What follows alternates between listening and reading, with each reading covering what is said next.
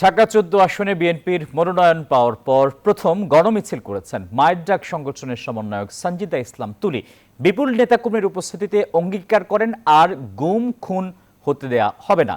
গণমিছিলে অংশ নিয়ে তুলির বিজয়ের ব্যাপারে আশাবাদ ব্যক্ত করেন বিএনপির ভারপ্রাপ্ত চেয়ারম্যান তারেক রহমানের উপদেষ্টা ডক্টর মাহাদি আমিন।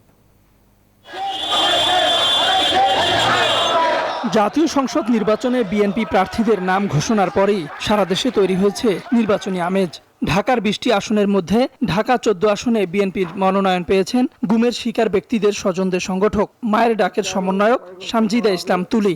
ঢাকা ১৪ সঞ্জিদা ইসলাম তুলি। মনোনয়ন পাওয়ার পর বুধবার প্রথম গণসংযোগ করেন তিনি। নেতাকর্মীরা তাকে পেয়ে উচ্ছ্বসিত।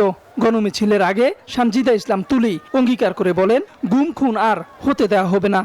আপনাদেরকে নিশ্চিত করতে চাই আর কোন মায়ের বুক যেন খালি না হয় এবং আমরা যেন অতন্ত্র প্রহরী হয়ে সকলের পাশে থাকতে পারি, আমরা এই অধিকার নিশ্চিত করতে পারি, সেই ওয়াদা নিয়ে।